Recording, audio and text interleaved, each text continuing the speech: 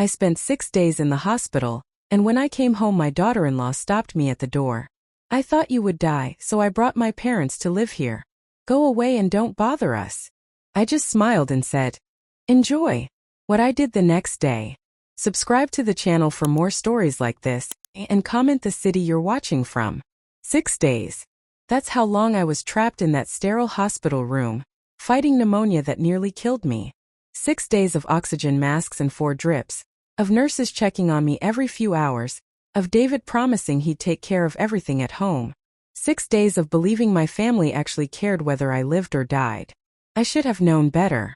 The taxi pulled up to my house on Maple Street, the same house I'd called home for 23 years. The same house where I'd raised David after his father died, where I'd hosted every holiday dinner, where I'd welcomed Zoe with open arms when she became my daughter-in-law 5 years ago.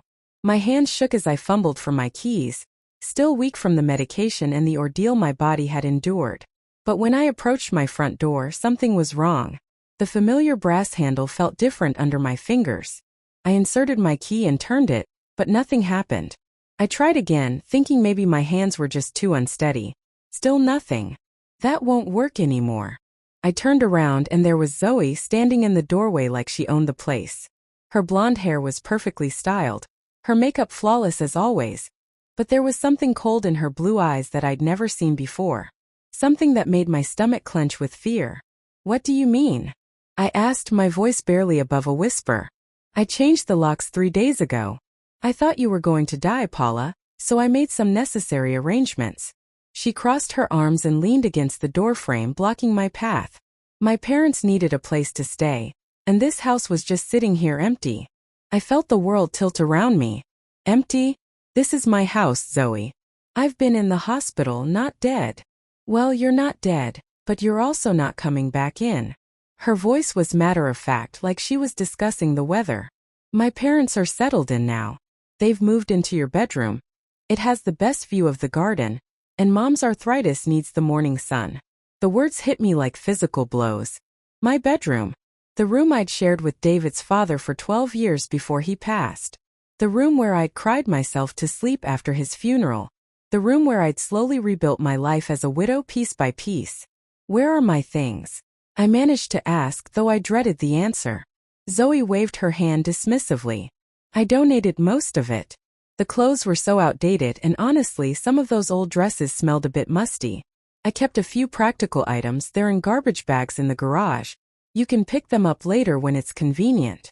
Donated. My clothes, my books, my photo albums, the jewelry my husband had given me over the years. All of it gone, discarded like trash by this woman I'd welcomed into my family.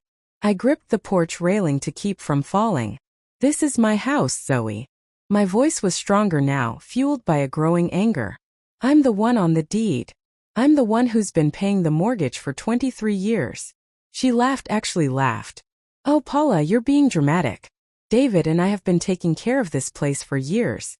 We've been the ones maintaining it, paying the utilities, making it a real home. You just lived here. I just lived here? The words came out strangled. I raised my son here. I buried my husband and rebuilt my entire life in this house. I painted every room, planted every flower in that garden you're so concerned about. That was a long time ago. Zoe examined her perfectly manicured nails. Things change. People get old, they get sick, they can't take care of themselves anymore. My parents can actually contribute something. Dad's handy with repairs, and Mom's an excellent cook. They're useful. Useful. The word echoed in my mind. I wasn't useful anymore, so I was disposable. Where's David? I asked, though part of me already knew he wouldn't be coming to my rescue. He's at work, obviously. Someone has to pay the bills around here. She paused, studying my face with cold calculation. He agrees with me, by the way. We talked about it while you were in the hospital. We both think this arrangement is for the best. My legs felt like they might give out. David, my son, the little boy I'd rocked to sleep through countless nightmares, had agreed to this. Had agreed to lock me out of my own home and replace me with strangers. I need somewhere to stay tonight, I said quietly. There's a nice assisted living facility about 20 minutes from here. Sunset Manor. They have availability, and honestly, Paula, it might be better for you. You'll have people around, activities, medical care if you need it again. Assisted living. She wanted to warehouse me with other discarded elderly people, out of sight and out of mind. I stood there on my own front porch, looking at the woman who had systematically erased me from my own life in just 6 days. The hanging basket of petunias I'd planted before my hospitalization still swayed in the breeze, but everything else felt foreign, hostile. I see, I said finally, my voice steadier than I felt. Zoe's expression softened slightly, probably mistaking my calmness for acceptance. I'm glad you're being reasonable about this. It really is for the best, you know. You'll be much happier somewhere more appropriate for someone your age. Someone my age. At 62, I was apparently too old to live in my own home, too old to matter, too old to fight back. But as I looked at Zoe's smug face, something shifted inside me. The shock was wearing off, replaced by something harder, colder. She thought she'd won. She thought I'd shuffle off quietly to whatever institution she'd chosen for me, grateful for her generosity in letting me take my garbage bags of belongings. She had no idea who she was dealing with. Well, I said, forcing a smile, I suppose I should congratulate you on your new living arrangement. I looked past her into the house I'd called home for over 2 decades. I hope you and your parents enjoy it. I'm sure we will, Zoe replied, relaxing now that she thought the confrontation was over.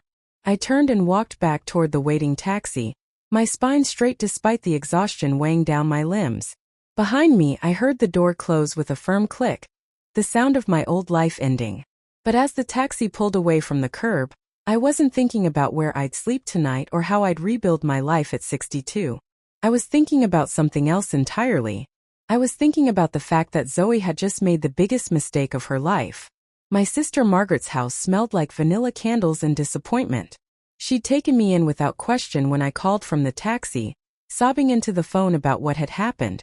But as I sat in her guest bedroom surrounded by floral wallpaper and doilies, I could feel her pity radiating through the walls. I just can't believe David would do such a thing, Margaret said for the 3rd time that morning, setting a cup of weak tea on the nightstand beside me. When your father died, you practically raised that boy single-handedly. I stared out the window at her perfectly manicured lawn. Everything about Margaret's life was perfect. Perfect husband who'd never left her. Perfect children who called every Sunday. Perfect little suburban existence that had never been touched by real betrayal. Maybe Zoe convinced him it was temporary, she continued, settling her ample frame into the chintz armchair across from me. Maybe they just panicked when you were so sick and made a rash decision. I wanted to believe that. God, how I wanted to believe that my son hadn't deliberately conspired to steal my life from me. But the memory of Zoe's cold satisfaction, the way she'd savored every word as she explained how she'd donated my belongings, told a different story. I need to go for a walk, I said, standing up abruptly. The walls were closing in, and Margaret's well-meaning sympathy was suffocating me.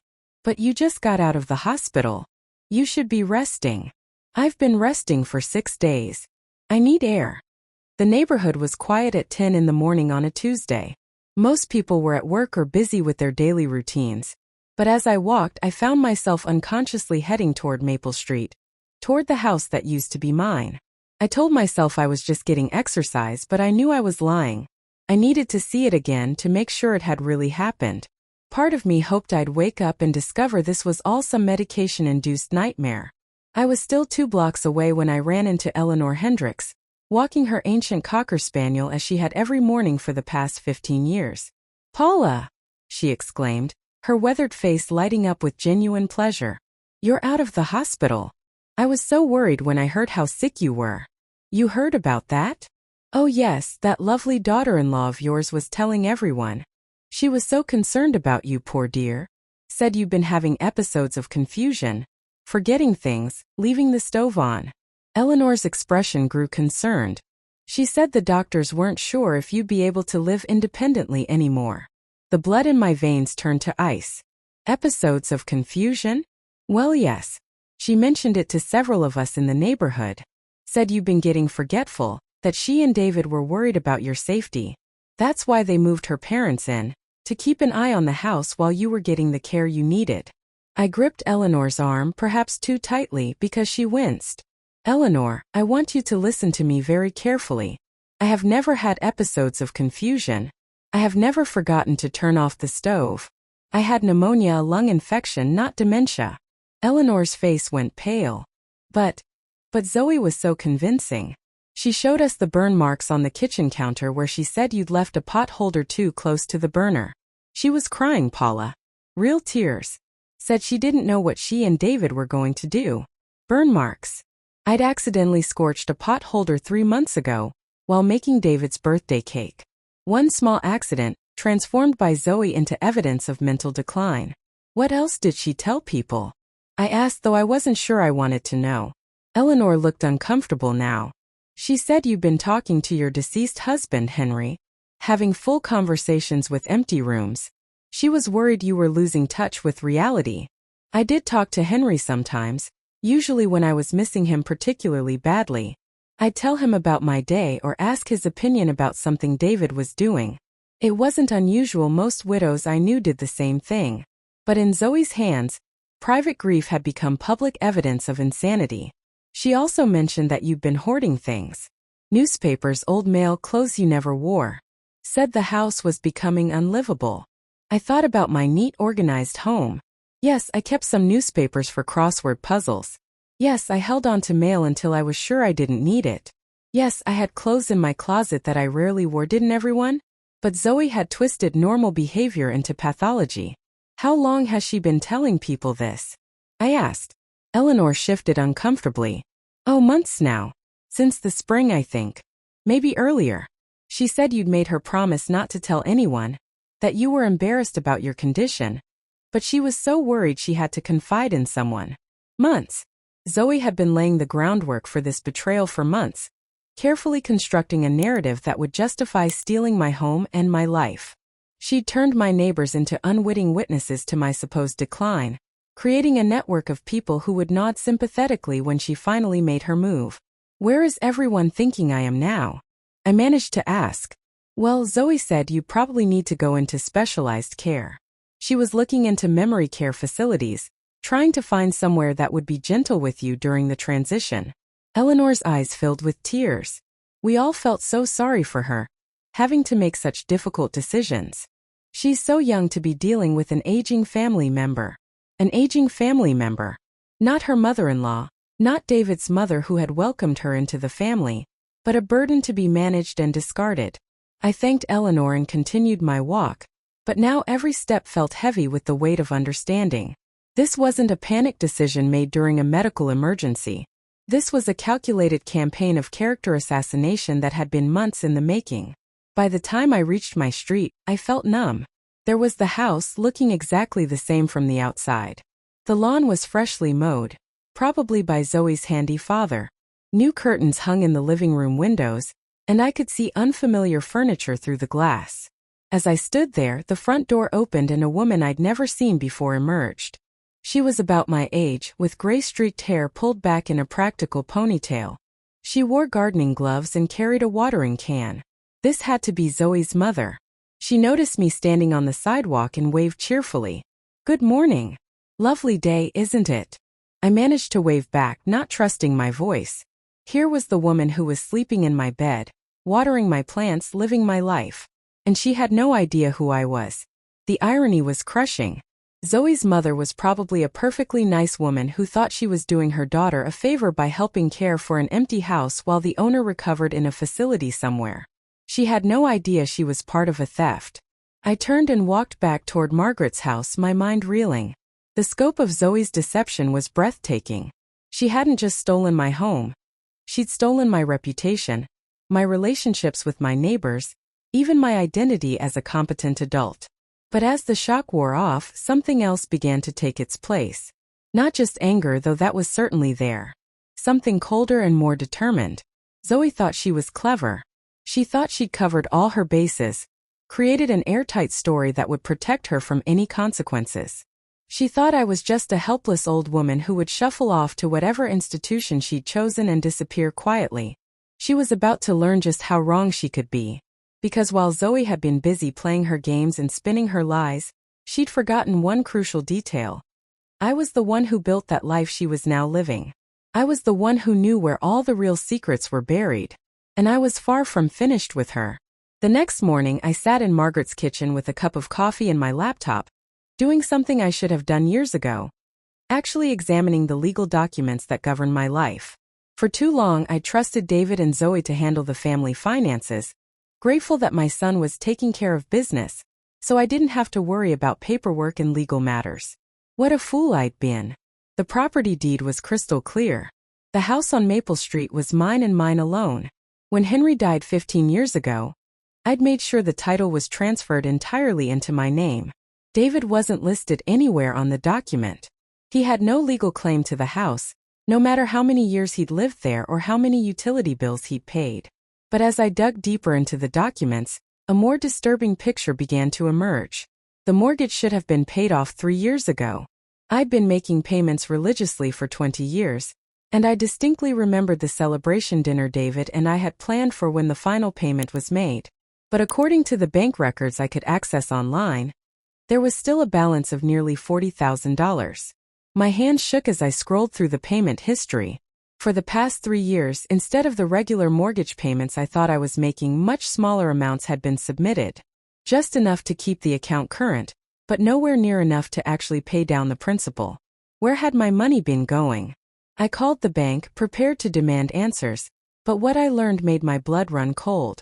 3 years ago, David had been added as an authorized user on the mortgage account. He had the right to modify payment amounts, request payment deferrals, even take out additional loans against the property's equity. Ma'am, I show here that your son requested a payment restructuring in 2018, the customer service representative explained. He said you were having financial difficulties and needed to reduce the monthly payment to something more manageable. The remaining balance was rolled into a new 30-year loan at the current interest rate. I never authorized that, I said, my voice barely controlled. Well, according to our records, you did. I have your signature right here on the modification paperwork. My signature. I closed my eyes, trying to remember. 3 years ago, David had brought me a stack of papers to sign, something about updating the insurance information and making sure everything was current. I'd signed without really reading them, trusting my son completely. That trust had cost me $40,000 and 30 more years of mortgage payments. But that wasn't the worst of it. As I continued digging through financial records, I discovered that David had also opened a home equity line of credit 2 years ago. $25,000, borrowed against my house, supposedly for home improvements and emergency expenses. What home improvements? The house looked exactly the same as it had 5 years ago. If anything, it had been neglected. The roof still leaked in the guest bathroom, the front steps still wobbled, and the heating system rattled like it was about to give up completely. I thought about Zoe's designer handbags, the expensive clothes she wore to family dinners, the luxury car she'd bought last year. I thought about the European vacation she and David had taken 6 months ago, the one they said was paid for with David's work bonus. My money. They'd been spending my money. The phone rang, interrupting my increasingly dark thoughts. David's name appeared on the screen, and for a moment I considered not answering. But I needed to hear his voice, needed to see if I could detect any guilt or remorse in his words. Hi, Mom. How are you feeling? His voice was warm, concerned, exactly like the loving son I'd raised. Margaret said you're staying with her for a while. Yes, temporarily. I kept my voice neutral, giving nothing away. Until I figure out my next steps. Good. You shouldn't be alone right now, especially after being so sick. He paused, and I could hear Zoe's voice in the background, though I couldn't make out the words. Listen, Mom, I know the situation with the house is complicated, but Zoe's parents really needed somewhere to stay. And with you in the hospital, it seemed like the perfect solution. Perfect for whom? Another pause. For everyone, really. They're helping maintain the property, and you don't have to worry about anything while you recover. I'm recovered, David. Well, yes, physically maybe. But the doctor said pneumonia can be really hard on older adults. Sometimes it takes months to get back to normal. His tone was patronizing now, the way you'd speak to a confused child. Zoe's been researching some really nice assisted living communities. Places where you'd have your own apartment, but also access to medical care and social activities. I don't need assisted living. I need my house back. Mom, please don't make this harder than it has to be. You know Zoe only wants what's best for you. We both do. What's best for me?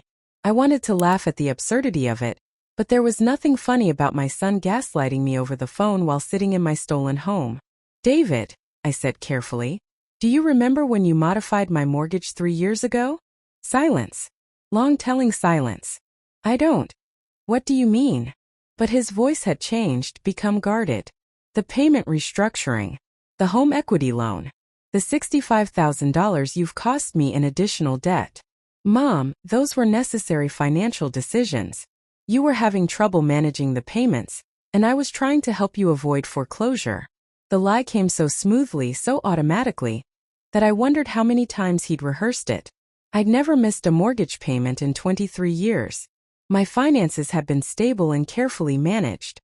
But David was rewriting history, creating a narrative where I was the failing, incompetent mother who needed his intervention. I see, I said again, using the same tone I'd used with Zoe. And the home equity loan? What exactly was that money used for? Emergency expenses. Repairs to the house. Medical bills from when you had that procedure on your knee 2 years ago. More lies.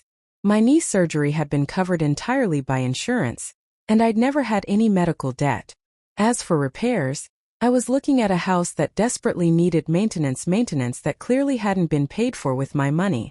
Well, I said, keeping my voice light, I suppose I should thank you for taking care of all that financial complexity for me. Of course, Mom. That's what family does. The relief in his voice was audible. He thought I was accepting his version of events, grateful for his management of my affairs. I do have one question, though. Sure, what's that? Since you've been handling my finances so carefully, I assume you have records of how that home equity money was spent? Receipts for the repairs, documentation of the medical payments. Another long pause. Well, those records are somewhere. I'd have to look for them. Of course they are. I let the skepticism creep into my voice now. David, I'm going to need you to provide me with a complete accounting of how my money has been spent. Every dollar from the mortgage modification and the home equity loan. Mom, I don't understand why you're being so suspicious. I've been trying to help you. Then helping me should include transparency, shouldn't it? This is really hurtful, Mom. After everything I've done to take care of you and the house, you're treating me like some kind of criminal. There it was, the guilt trip, the manipulation, the attempt to make me feel bad for asking reasonable questions about my own money. It was exactly what Zoe would do, and I realized with a sick feeling that my son had learned well from his wife. I'll expect that financial documentation by the end of the week, I said firmly. I'm not sure I can put together something that detailed that quickly. Then I suppose I'll have to get my own copies from the bank and the contractors who supposedly did this work. I let that sink in.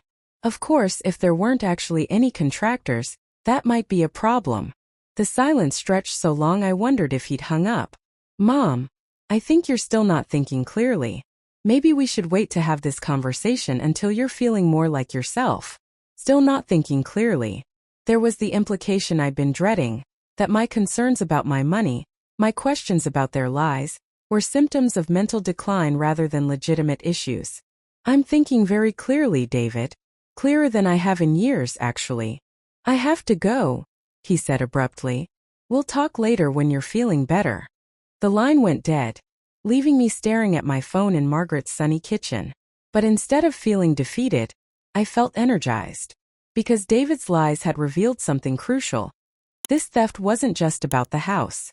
It was about money, significant money, that had been systematically stolen from me over years.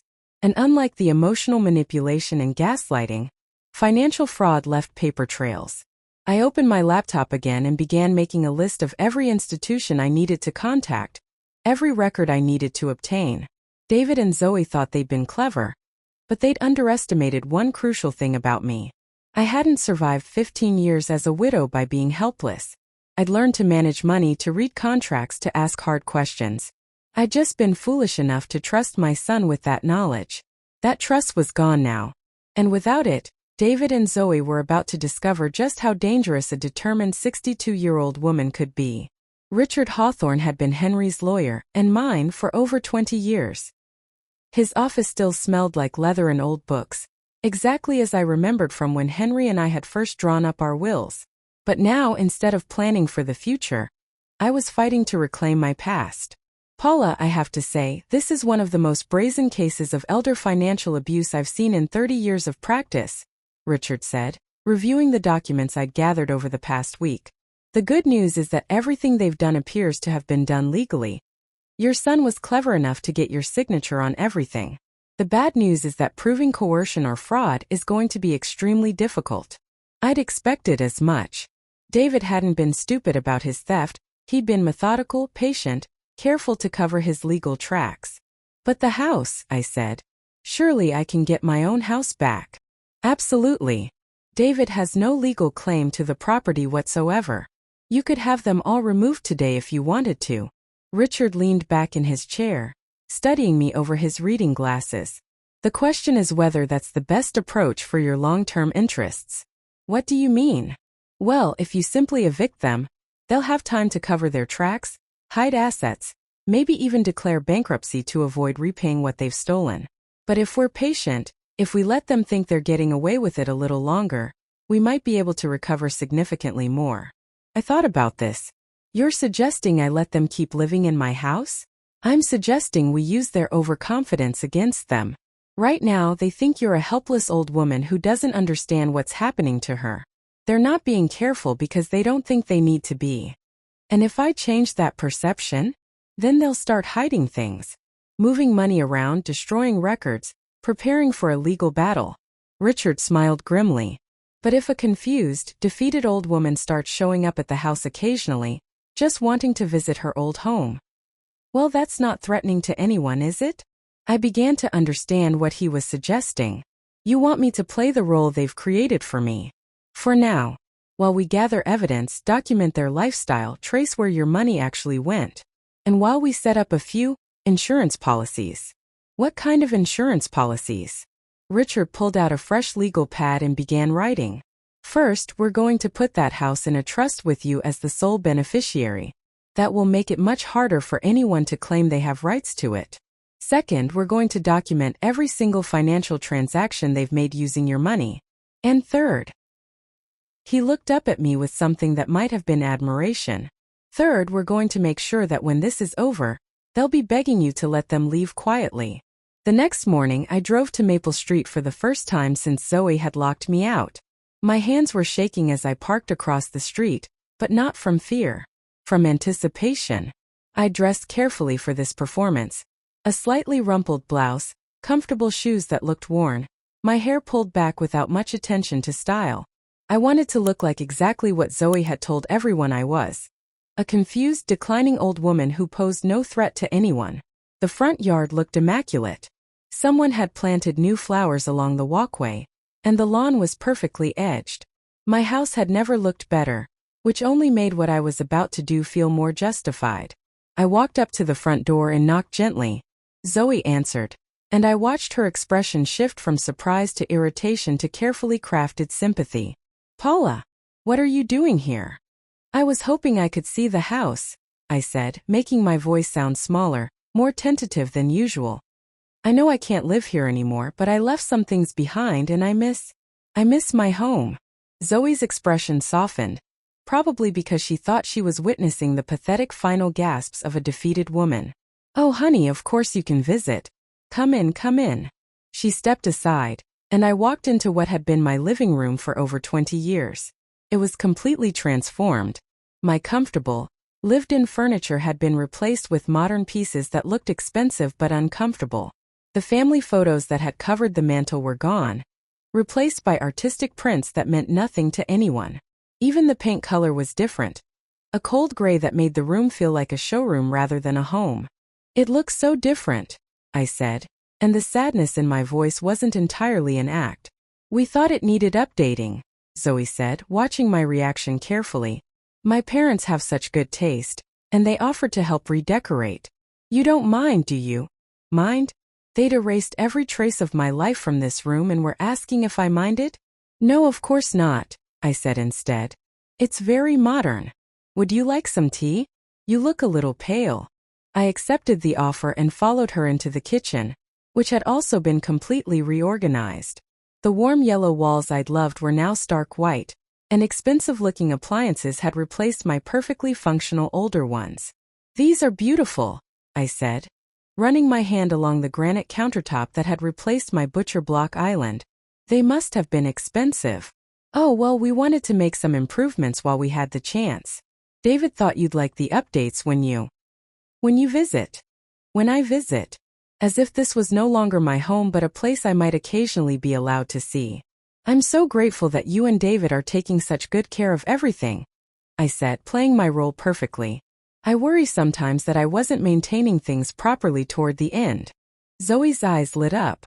This was exactly what she wanted to hear, validation that I was incompetent, that their takeover had been necessary and justified. "Oh, Paula, you shouldn't blame yourself. These things happen as we get older. The important thing is that the house is in good hands now." "Yes, I can see that." I looked around the kitchen with what I hoped appeared to be grateful wonder rather than mounting rage. "David mentioned that your father is handy with repairs?" "Oh yes, Dad's wonderful with that kind of thing. He's already fixed the leak in the upstairs bathroom and replaced those loose steps on the front porch. Things that really needed attention. Things I'd been planning to fix myself before I got sick. Things that had somehow become evidence of my inability to maintain my own home." "That's wonderful. And your mother seems to be enjoying the garden." "She loves it. She's already planning a vegetable garden for next spring. She says the soil is perfect for tomatoes." "My soil. My garden. My tomatoes that I'd never get to plant." "I'd love to meet them properly," I said. "Would that be possible?" Zoe hesitated, probably weighing whether exposing me to her parents was safe or risky. "I suppose. If you'd like to say hello."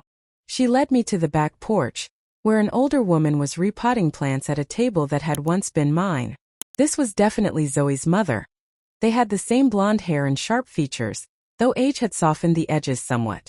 "Mom, this is Paula, David's mother. She wanted to see how we're settling in." The woman looked up with a genuine smile that made me feel even worse about what was happening. "Paula, I've heard so much about you. Zoe says you raised David all by yourself after your husband passed. What a remarkable woman you must be." I managed to smile back, though it felt like my face might crack. "Thank you. I hope you're comfortable here." "Oh, it's wonderful. Such a lovely home. You have exquisite taste." Zoe showed us some of the photos of how you had it decorated before. "Very charming, very warm." Before. As if my life here was ancient history, something quaint to be remembered fondly, while they enjoyed the improved version. "I'm so glad you like it," I said. "I hope you'll be very happy here." And then I did something that surprised even me. I hugged her.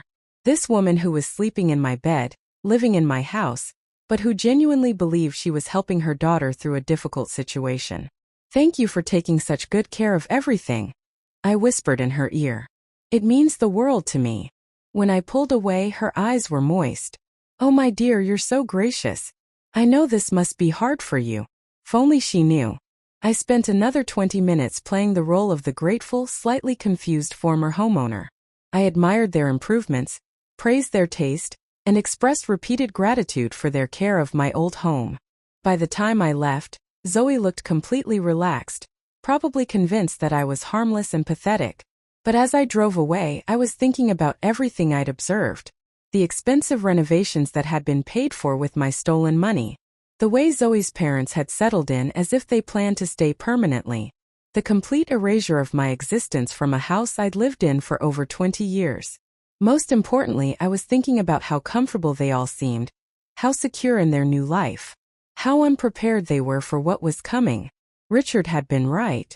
Their overconfidence was going to be their downfall. I pulled over a few blocks away and made a list in my phone of everything I'd seen. New appliances, new furniture, expensive renovations, professional landscaping. Then I called Richard. "How did it go?" he asked. "Perfectly. They think I'm harmless." I looked back toward the house where my life had been stolen and packaged into someone else's dream.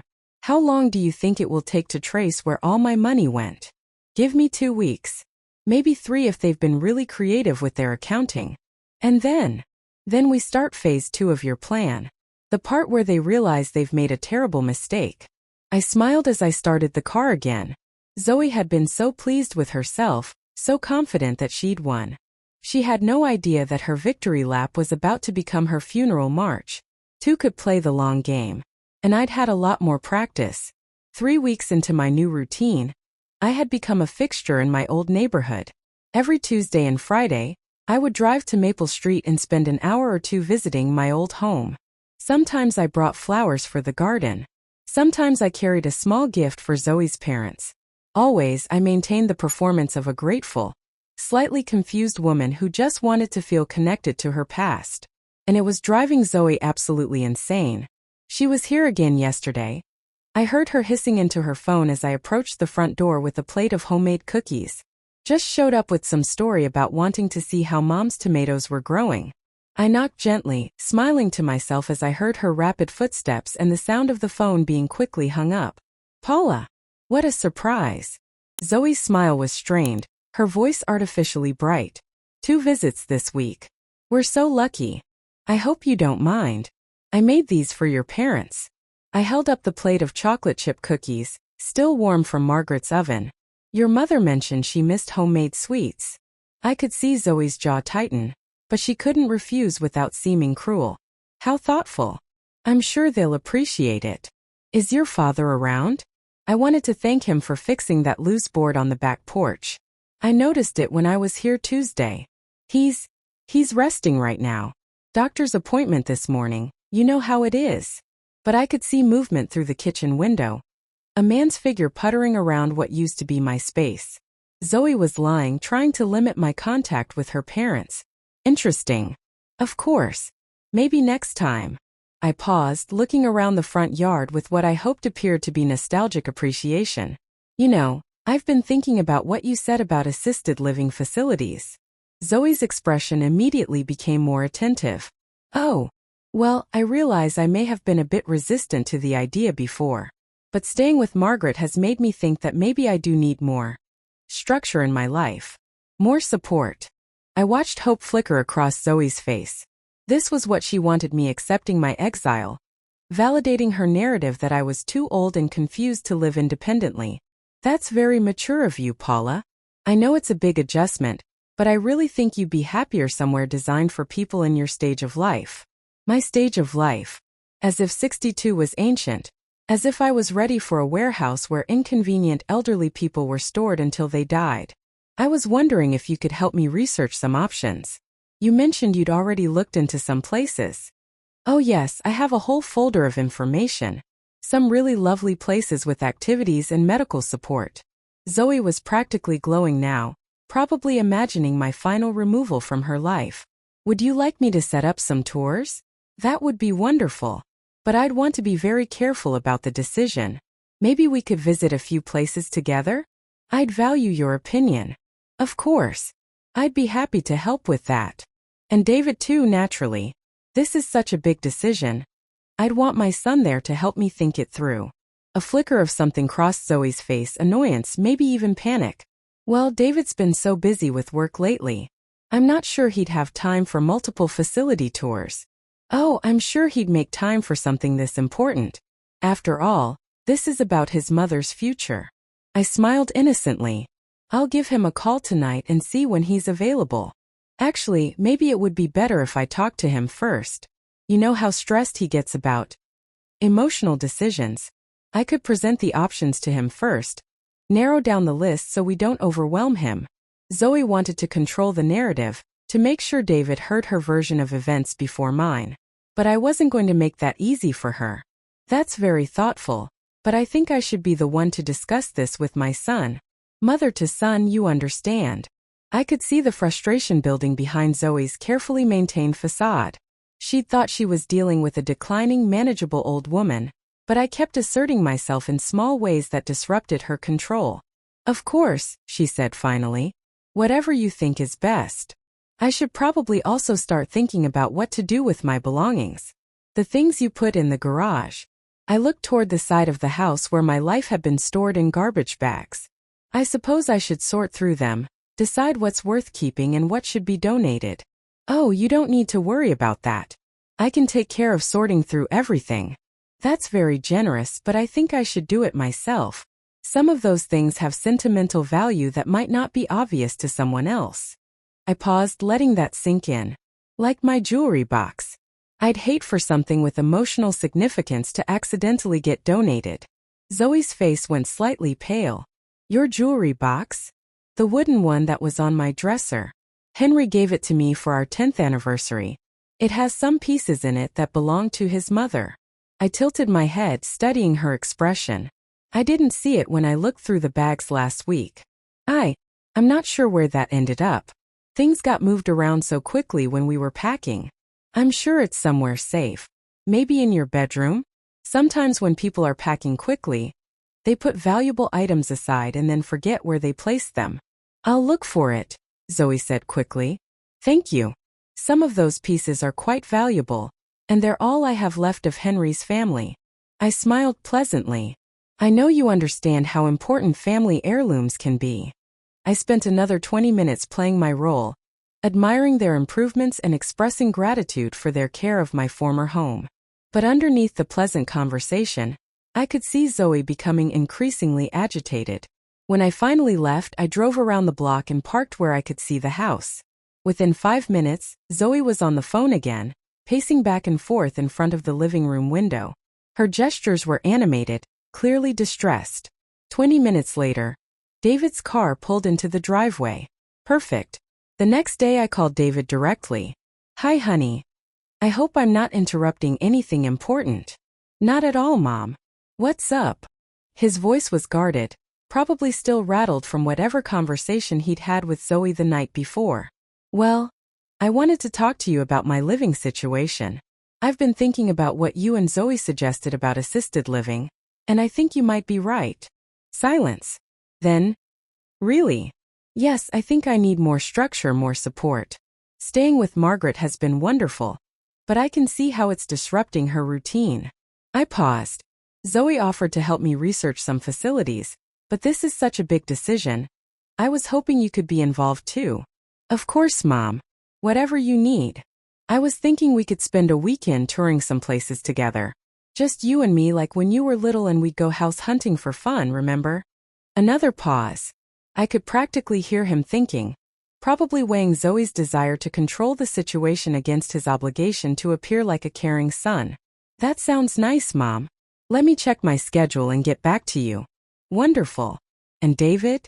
I've been thinking about money too.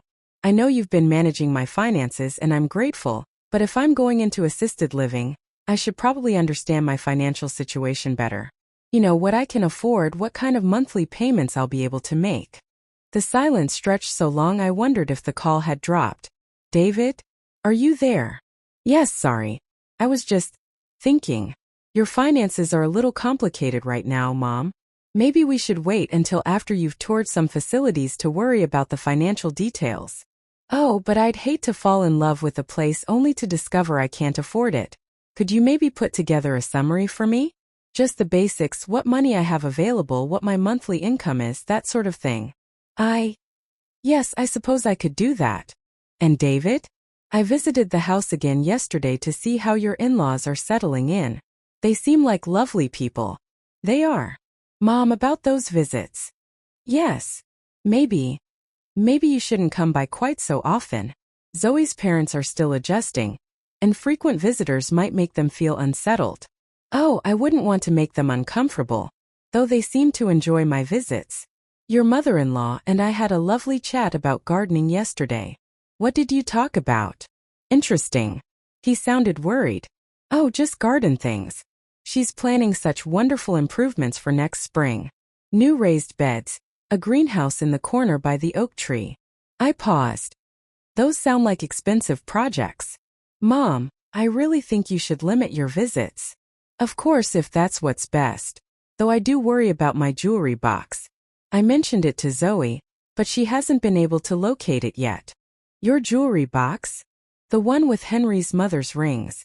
And my diamond earrings, the ones you gave me for Mother's Day 3 years ago. I'd hate for them to have been accidentally donated or misplaced. Dead silence. David? You remember those earrings, don't you? They were quite expensive. Ah, yes. I remember. Good. I knew you would. Well, I should let you go. Let me know when you've had a chance to look at your schedule for those facility tours. After I hung up, I sat in Margaret's kitchen feeling more energized than I had in weeks. The pressure was working. Both David and Zoe were becoming increasingly uncomfortable with my presence, my questions, my cheerful persistence in staying involved in their lives. But the real beauty of my approach was that I wasn't doing anything threatening or confrontational. I was just being a concerned mother who wanted to stay connected to her family and make informed decisions about her future. How could anyone object to that? Of course, the fact that my concern was making them both panic suggested they had quite a lot to hide. And I was just getting started, because the next phase of my plan was going to make their current discomfort feel like a pleasant memory. Tomorrow I was going to start asking about the specifics of where my money had gone. And unlike my general financial questions, these inquiries were going to be very, very specific. I pulled out the detailed financial analysis Richard had prepared and smiled. $67,000 in unauthorized expenditures, traced down to individual purchases and transactions. Let's see how they explained that away. The call came on a Wednesday morning, exactly 1 month after I'd been locked out of my own house. David's voice was strained, lacking the artificial warmth he'd been using with me lately. "Mom, we need to talk. Can you come by the house this afternoon?" "Of course, honey. Is everything all right? Please come by around 3. Zoe will be here too." The line went dead without a goodbye, and I knew the final act was about to begin. I dressed carefully that afternoon, choosing a simple blue dress that made me look respectable but not threatening. I wanted to appear exactly like what I'd been pretending to be, a harmless older woman who just wanted to understand her situation. But in my purse, I carried copies of every financial document Richard and I had uncovered, every fraudulent transaction, every forged signature, every penny of my money they'd stolen over the past 3 years. $67,432, to be exact. When I arrived at my house, David answered the door. His face was pale, and he avoided meeting my eyes. "Hi, Mom. Come in, please." The living room felt different this time. The expensive furniture and cold gray walls that had felt like a show of dominance before now seemed like evidence of guilt. Zoe sat on the sofa that had replaced my comfortable old couch, her hands folded tightly in her lap. Her parents were nowhere to be seen. "Where are your in-laws?" I asked pleasantly. "They're visiting friends today," Zoe said quickly. "We thought it would be better to have this conversation privately." I settled into the chair across from them, the same spot where I'd sat for countless family dinners and holiday celebrations over the years. Now it felt like being a guest in my own life. "What did you want to discuss?" David cleared his throat. "Mom, Zoe and I have been talking about your situation, about the house and your finances, and what's best for everyone going forward." "Oh, good. I've been hoping we could have an honest conversation about all of that." Something in my tone must have alerted them, because they exchanged a quick, nervous glance. "The thing is," David continued, "we know you've been asking questions about money, and we want to make sure you understand that everything we've done has been to protect you and preserve your assets."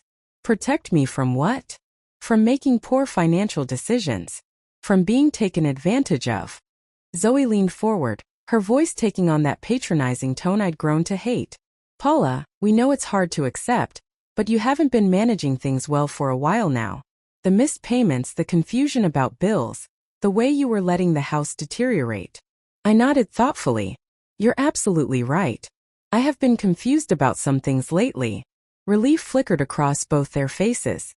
"For instance," I continued, reaching into my purse, "I was confused about this charge from Nordstrom for $3,200, paid for with my home equity loan, on a day when I was in the hospital with pneumonia." I placed the bank statement on the coffee table between us. Zoe's face went white. "And I was confused about this payment to BMW of Sacramento for $8,400, also from my home equity loan, which coincidentally happened to be made the same week that Zoe got her new car." Another document joined the first one. David was staring at the papers like they might burst into flames. "Oh, and I was particularly confused about these payments to various contractors: $15,000 for kitchen renovation, $12,000 for bathroom remodeling, $8,000 for landscaping, none of which were done on my house, but all of which were paid for with my money." By the time I'd finished laying out the documents, The coffee table was covered with evidence of their theft.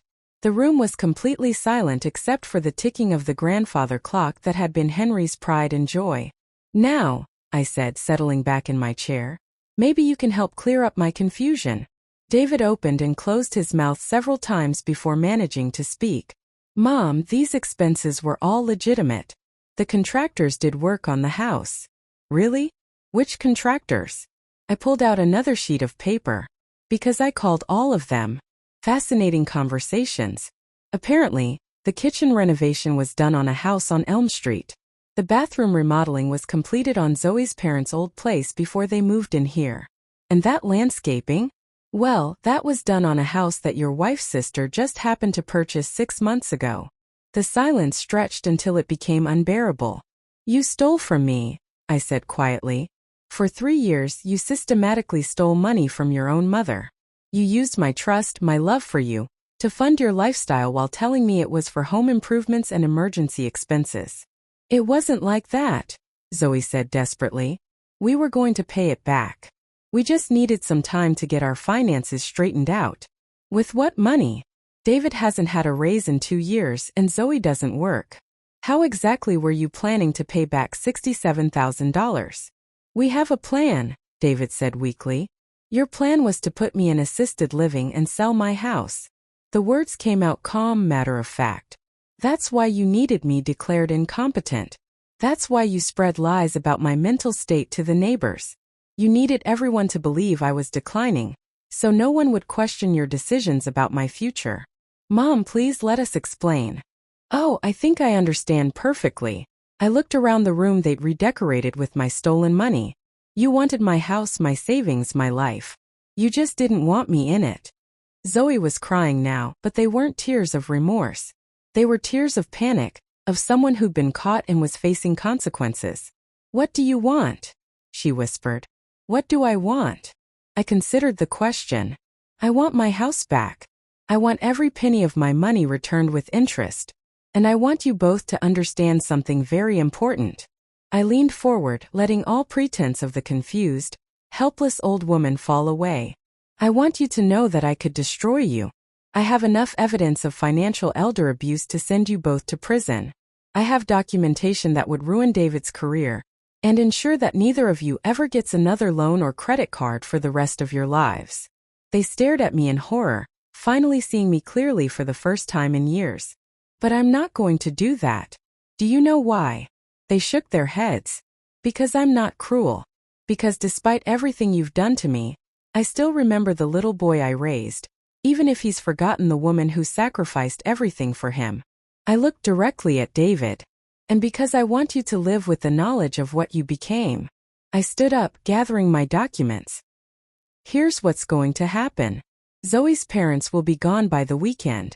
Zoe will be gone by the end of the month. David can stay if he chooses to, but the house goes back into my name alone, and every financial account is returned to my control." "Mom, please," David started. "I'm not finished. You have 30 days to return every penny you stole from me. I don't care how you get it, loans from Zoe's family, credit cards, selling that expensive car you bought with my money. But if that $67,000 isn't back in my account by the end of next month, I'll file criminal charges and civil suits that will destroy both of you." Zoe sobbed harder, but I felt nothing. No pity, no regret, no satisfaction. Just emptiness where my love for them used to be. "You have a choice to make, David. You can start making amends for what you've done, or you can leave with your wife and never contact me again. But you will not continue to live in my house while stealing my money and treating me like an inconvenience to be managed." I walked toward the door, then paused. "Oh, and David? My jewelry box was in your bedroom closet, behind Zoe's shoes. I found it while you were both at work yesterday." I smiled. "I still have my key, remember? It's my house." The look of shock on their faces was almost worth everything they'd put me through. 3 weeks later, I was sitting in my restored living room, surrounded by the furniture and photos they'd discarded, drinking tea from my good china and reading the morning newspaper. My house was mine again. My money, most of it, had been returned, and I was completely blissfully alone. David had chosen to stay, but our relationship would never be the same. He moved into the guest room and avoided me except for stilted conversations about practical matters. Zoe had moved back with her parents, taking their false narrative of my incompetence with her. The neighborhood had been initially confused by the sudden changes, but when I appeared healthy, competent, and clearly in control of my own affairs, the whispers died down. Eleanor Hendricks even apologized for believing Zoe's lies about my mental state. I thought I would feel triumphant, vindicated, satisfied with my victory. Instead, I felt something unexpected. Peace. For the first time in years, I wasn't worried about someone else's opinion of my choices. I wasn't trying to maintain relationships with people who saw me as a burden. I wasn't sacrificing my own well-being for the sake of family harmony. I was just me in my own house living my own life. The phone rang, interrupting my thoughts. Margaret's name appeared on the screen. "How are you settling in?" she asked. "Wonderfully. It's so quiet here." "And David?" "He's learning to do his own laundry." I sipped my tea, watching the morning sun stream through windows that once again displayed my chosen curtains. "It's quite educational for him. Do you think you'll ever forgive him?" I considered the question. I think forgiveness is overrated. What I have now is something better. What's that? Freedom. I looked around my reclaimed living room, at the photos of Henry and me, at the books I'd chosen, at the life I'd built and rebuilt and reclaimed once more. I'm free from people who don't value me. Free from relationships that only worked when I was giving more than I was getting. Free to be just myself. After I hung up, I finished my tea and started planning my day. Maybe I'd work in the garden, in the soil that was mine again. Maybe I'd cook myself a nice dinner and eat it on my good plates. Maybe I'd call that travel agent and finally book the trip to Ireland I'd been putting off for years. The future stretched ahead of me, full of possibilities that didn't require anyone else's approval or participation. I smiled, picked up my teacup, and walked into my kitchen to start my new life.